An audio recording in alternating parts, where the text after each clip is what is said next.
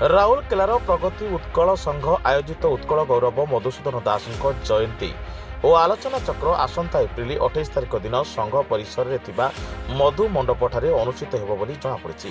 ପ୍ରତ୍ୟେକ ବର୍ଷ ଭଳି ଚଳିତ ବର୍ଷ ଉତ୍କଳ ଗୌରବ ମଧୁସୂଦନ ଦାସଙ୍କ ଜୟନ୍ତୀ ସେକ୍ଟର 7 ସ୍ଥିତ ପ୍ରଗତି ଉତ୍କଳ ସଂଘ ପରିସରରେ ଥିବା ମଧୁ ମଣ୍ଡପଠାରେ 28 ତାରିଖ ଦିନ ସନ୍ଧ୍ୟା 7 ଘଟିକାରେ ଅନୁଷ୍ଠିତ ହେବ। ଏହି କାର୍ଯ୍ୟକ୍ରମରେ ମୁଖ୍ୟ ଅତିଥି ଭାବେ ଫକୀର ମୋହନ विश्वविद्यालय प्राक्तन कुलपति प्रोफेसर कुमरवर दास, मुख्य वक्ता भावे प्रोफेसर विजय कुमार शतपथी और बरण्य अतिथि भावे शांति निकेतन भाषा भवन अध्यक्ष प्रोफेसर मनोरंजन प्रधान प्रमुख जोगदे उत्कल गौरवों जीवन आदर्श कृति सृष्टि और मधुबाबू को आलोचनाचित दिग उपर आलोचना करेंगे। यह अवसर में शिक्षा क्षेत्र में विशेष अवदान जो डीएवी पब्लिक स्कूल अध्यक्ष तथा आंचलिक निर्देशक लोकनाथ प्रधान को सत्यनारायण स्मृति सम्मान, चार्टार्ड अकाउंटेंट तथा समाजसेवी भगवान दास शिव हरे को मधुस्मृति सम्मान सम्मानित कर सांबादिक सम्मेलन में संघर उपसभापति रश्मि रंजन बोईताई, प्रभात कुमार मल्लिक, साधारण संपादक घनश्याम धल, संपादक राधामोहन नायक, जुग्म संपादक लक्ष्मणनाथ दास, अरविंद पात्र, नगेन दास, इंद्रमणि महापात्र, प्रदीप कुमार पट्टनायक, अशोक कुमार पट्टनायक, रश्मि साहू, अर्जुन भूया प्रमुख उपस्थित रही सांबादिकों को सूचना प्रदान करते। प्रभात मल्लिक, प्रगति उत्कल संघर मु उपसभापति।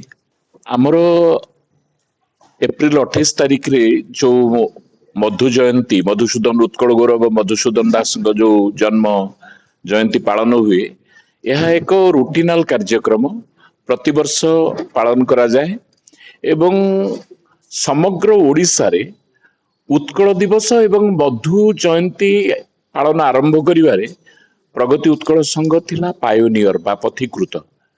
कारण समग्र ओडिशा रे जेतेबेले उत्कल दिवस पालन होनुथिला एप्रिल पहिला एवं एप्रिल 28 मधुसूदन दास जन्म जयंती ये आरंभ करिथिला। तेणु यह आमर गोटे धराबंधा वार्षिक कार्यक्रम।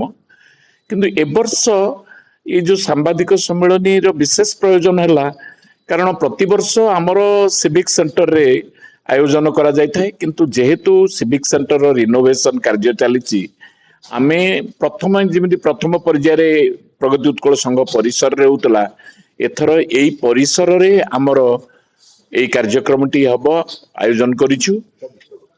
विषय वस्तु होची मधुबाबूंकर ओडिशा प्रति अवदान रो जो अनालोचित दिग गुड़िक रही, सेतपे आमे 3 जण विशिष्ट विद्वान को पाई। राउरकेला डॉक्टर प्रमोद कुमार जगदेव को रिपोर्ट साई सत्य न्यूज।